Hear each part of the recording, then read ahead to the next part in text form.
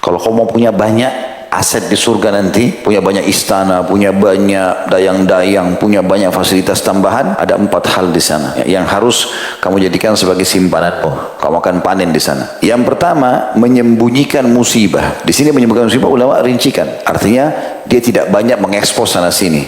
Dia hanya bicara kepada orang yang memang layak untuk dia sampaikan karena ada hubungannya. Ada hubungannya. Misal dia digibah oleh seseorang, A menggibah dia, lalu kemudian menggibahnya itu kepada si A kepada si B. Kita posisinya si C. Lalu kita dengar, ternyata si B ini ya, termakan dengan gibahnya si A. Kemudian dia tabayun, kita jelaskan. Begini dan begitu. Ya. Atau kita menggunakan si B untuk meluruskan kesalahan si A misalnya. Dan seperti itulah, makanya tidak masalah. Tapi makin antum sembunyikan, maka itu termasuk simpanan makin besar di surga. Yang pertama, menyembunyikan musibah. Yang kedua, menyembunyikan dan merahasiakan sedekah. Ini juga aset terbesar di akhirat nanti. Ya. Suka menyembunyikan sedekah. Kasih orang tidak ada yang tahu. Antara dia sama orang itu sama Allah SWT. Yang ketiga, menyembunyikan kelebihan. Khususnya dalam ibadah. Khususnya dalam ibadah. Jadi antum sholat malam, sudah sering puasa. Berapa tahun pun berlalu orang tidak pernah tahu antum kerjakan itu. Tidak ada yang tahu. Ya. Tak usah bilang, saya sudah sholat malam. Ya 10 tahun lah saya jaga. Saya puasa Senin Kamis, alhamdulillah sudah 30 tahun. Terus apa? Dapat apa? Setelah orang itu paling bilang, oh hebat ya. Terus kenyang perutnya? Tambah subur rambutnya? Tambah banyak duitnya? Gak ada. Ini yang sering saya bilang. Kadang-kadang orang kejar pujian orang. Ini lidahnya sepanjang ini. Kamu hebat. Terus bisa dimakan jempolnya. Terus yang keempat, menyembunyikan penyakit kecuali pada ahlinya. Karena ulama membahas, artinya dia tidak berbicara kecuali kepada ahlinya saja. Misal dia sakit, ya dia datang konsultasi sama dokternya. Dok, saya sakit ini tujuannya untuk mendapatkan manfaat.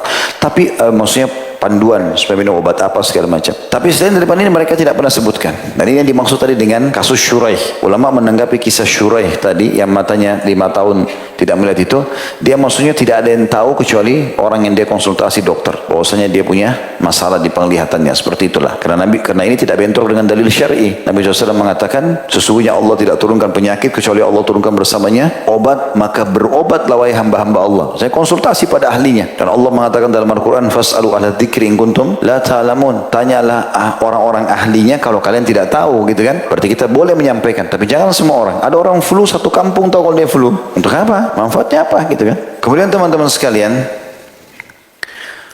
Fudail bin Iyad rahimahullah berkata, Fudail bin Iyad ini pernah saya sebutkan kisahnya, ya, banyak kisah-kisah soleh beliau. Ini dulu bekas perampok yang akhirnya sadar karena dia mau merampok rumahnya orang itu lagi sholat malam membaca ayat Quran, dia tersentuh, akhirnya dia sadar, gitu kan. Dulu orang kalau lewat di tempatnya Fudail bin Iyad suka menghadang orang ini, pasti mereka takut. Fudail ini termasuk perampok yang sendirian tapi seperti satu kaum dulu sebelum dia sadar, gitu. Jadi orang biasa merampok kelompok banyak orang, dia tidak, dia sendiri.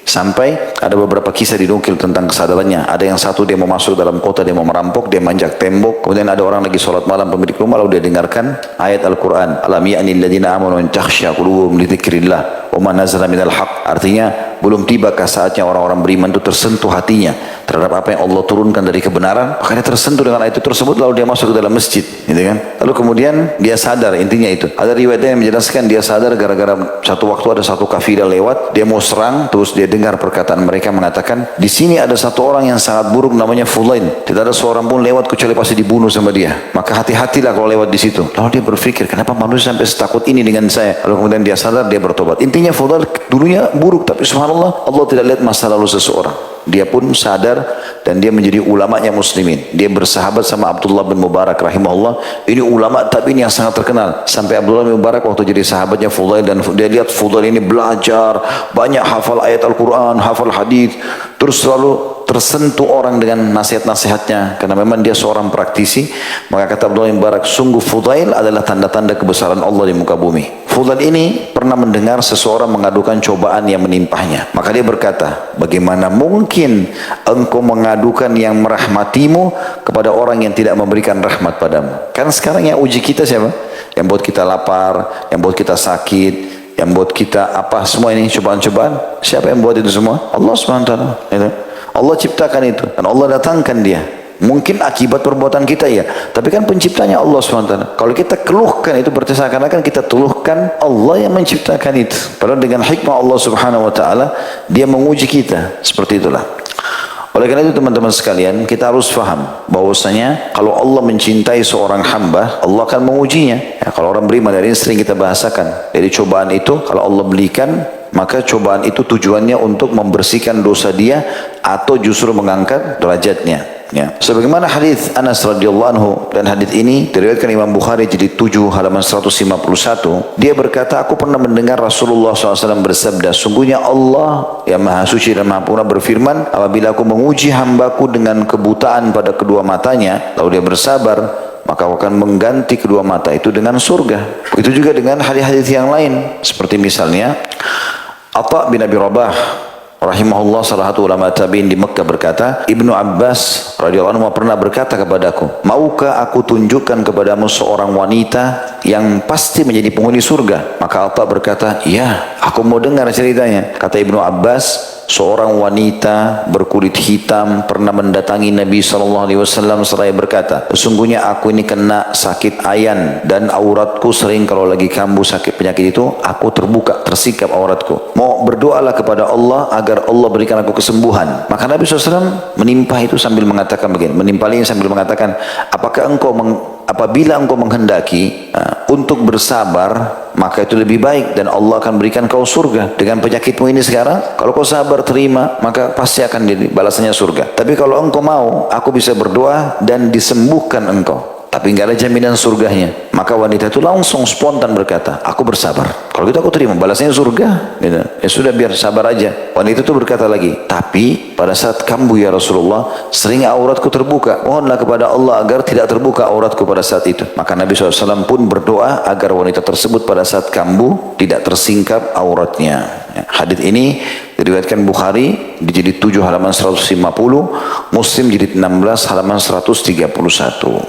Sebagian ulama mengatakan, sabar dalam menghadapi sakit, menguasai diri karena khawatir dan emosi, menahan lidah agar tidak mengeluh, merupakan bekal bagi orang mukmin dalam perjalanan hidupnya di dunia. Jadi jangan hanya berpikir enaknya makan, enaknya minum, tapi ada bumbu yang lain, ada sisi kehidupan yang lain yang harus kita lalui. Ya tadi tuh soal-soal penyakit dan cobaan segala macam. Maka dari itu sabar termasuk dari sebagian iman, sama seperti kedudukan kepala bagi badan. Tidak ada iman bagi orang yang tidak sabar, sebagaimana badan yang tidak akan ada artinya tanpa kepala. Umar bin Khattab pernah berkata, radhiyallahu anhu, kehidupan yang paling baik ialah apabila kita mengetahui dengan berbekal kesabaran. Maka andai kata engkau mengetahui tentang pahala dan berbagai cobaan yang telah dijanjikan Allah bagimu, tentu engkau bisa bersabar dalam menghadapi sakit. Abdullah bin Mas'ud juga radhiyallahu anhu menceritakan, ini pernah kita sampaikan ya, bagaimana beliau pernah masuk ke rumah Nabi SAW dan ternyata Nabi lagi sakit. Kata beliau, aku masuk ke tempat Nabi SAW dan beliau sedang demam. Lalu aku berkata, wahai Rasulullah, sungguhnya anda tertimpa demam yang sangat keras. Kata Nabi SAW, benar, sesungguhnya aku demam layaknya dua orang di antara kamu yang sedang demam. Artinya kalau Nabi SAW saja demam, apalagi kita gitu kan, pasti akan diuji. Bisa saja Allah selamatkan Nabi SAW, tidak usah dikasih demam, selamanya Nabi sehat. Tapi kenapa Nabi SAW diberikan ini oleh Allah SWT? Pasti ada tujuannya, ada maksudnya gitu. Abdullah bin Mas'ud mengatakan,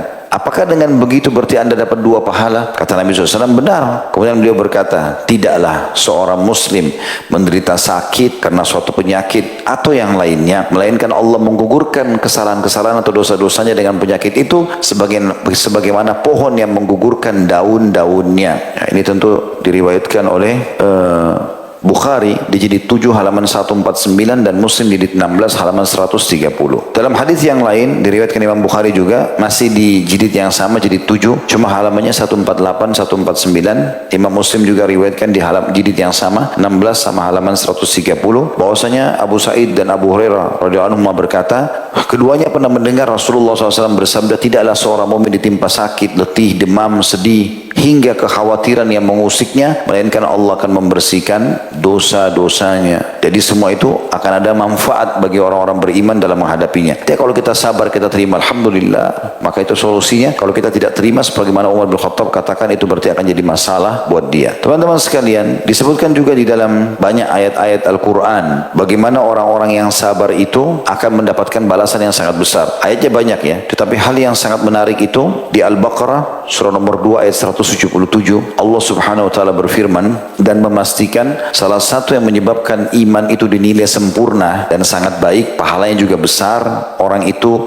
sempurna dalam melalui kehidupan adalah orang-orang yang sabar di antaranya. Allah bilang di sini 177, cukup panjang ayatnya, saya bacakan. A'udzubillahi minasyaitonirrajim. Laisal birra an tuwallu wujuhakum qiblal masyriqi wal maghrib walakinna birra man amana billahi wal yawmil akhir wal malaikati wal kitabi wan nabiyyin wa atal mala ala hubbihi dzawil qurba wal yatama wa ibnis sabili was sa'ilin wa fir riqabi wa aqamas salata wa ataz zakata wal mufuna bi ahdihim idza ahadu was sabirina fil ba'sa'i wad dharra'i wa hinal ba's ulaika alladziina shadaqu wa ulaika humul muttaqun. Artinya, bukanlah kebajikan itu, kesolehan, kepatuhan dinilai dari kamu mengarahkan ke timur dan ke barat. Ya, karena orang-orang Yahudi ya memperolok-olok Nabi SAW sambil mengatakan, dan kaum muslimin, kalian juga ibadah menuju ke kiblat kami, maksudnya ke Masjid Aqsa, sampai Allah menyuruh Nabi SAW mengalihkan ke Masjidil Haram. Maka Allah tekankan di sini, bukanlah kebaikan itu kau menghadap timur dan barat, tergantung perintah Allah itu. Tapi kebajikan itu adalah pada saat kau beriman kepada Allah, beriman kepada hari kiamat, maksudnya mengejar surga, takut hisab hari kiamat, khawatir masuk neraka, dan beriman tentang keberadaan malaikat-malaikat, kitab-kitab, nabi-nabi, dan memberikan harta yang terbaik untuk kerabat, anak-anak yatim, orang-orang miskin, orang terputus jalan, dan juga orang-orang yang meminta-minta. Dan juga dalam pembebasan budak, mendirikan sholat, menunaikan zakat, dan orang yang selalu menepati janji yang sudah dia ucapkan. Serta, ini saksi bahasan kita, orang-orang yang selalu sabar dalam keadaan ya, susah, selit, ataupun senang. Dan juga pada saat peperangan sedang berkecamuk, mereka adalah orang-orang yang jujur dengan keimanannya, dan mereka adalah orang-orang yang bertakwa. Jadi, di antaranya adalah orang yang sabar dalam cobaan-cobaan ini, dianggap mereka setara dengan orang-orang yang beriman kepada rukun iman semuanya. Allah, malaikat, kitab-kitab, hari kiamat, para rasul, dan seterusnya. Juga disebutkan bahwasanya surga itu hanya akan dimasuki bagi orang-orang yang sabar. Dalam surah Ar-Ra'd ayat 23-24 Allah berfirman, A'udzubillahi minasyaitonirrajim. Wal malaikatu yadkhuluna 'alaihim min kulli babin salamun 'alaikum bima sabartum fa ni'ma 'uqbad dar.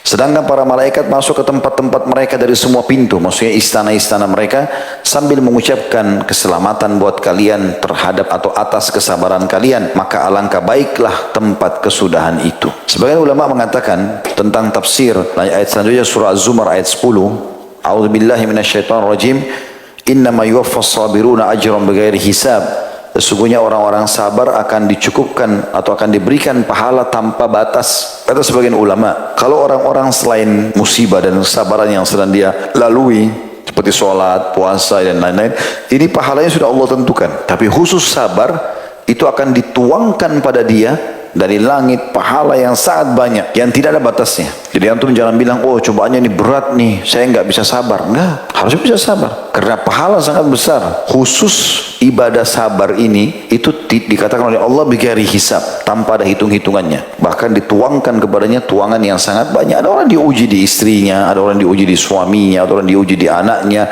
ada orang diuji di tetangganya, di mertuanya, di orang tuanya, macam-macam. Di pekerjaannya, tapi semua orang diuji. Apalagi kalau kita orang beriman, maka ujian akan datang untuk menguji apakah memang iman kita akan bagus dan apakah iman kita sempurna atau tidak. Dan ini untuk naik kelas. Masa antum tiba-tiba naik dari kelas 1 ke kelas 2 SD tanpa ujian? Di dunia aja dilakukan itu. Mau naik kelas 3, lebih pintar, kurikulumnya berbeda, bertambah ilmunya, ujian lagi. Mau naik kelas 5, 4, ujian lagi, kelas 5, ujian lagi, kelas 6, ujian, terus begitu ujian, ya, sampai ke pasca sarjana, S2, S3. Kalau dia tinggal tulis saja sebenarnya, tapi diuji. Di situ baru nanti ada pengakuan, oh ini orang memang sarjana S1, oh ini S2, oh ini tamatan ini dan itu, kan gitu. Karena memang dia sudah diuji. Dan Allah memastikan dirinya sebagai Tuhan pencipta yang menciptakan kita, yang menciptakan nikmat yang ada sama kita, yang menciptakan juga rasa syukur itu, yang menciptakan kita, yang menciptakan cobaan pada kita, yang juga menciptakan sabar itu dan solusinya. Allah mengatakan dalam surah Al-Imran 146, A'udzubillahi minasyaitonir rajim, wallahu yuhibbus sabirin. Dan Allah sangat mencintai orang-orang yang sabar. Jadi ini sebuah hal yang luar biasa bagaimana Allah SWT mengingatkan masalah itu.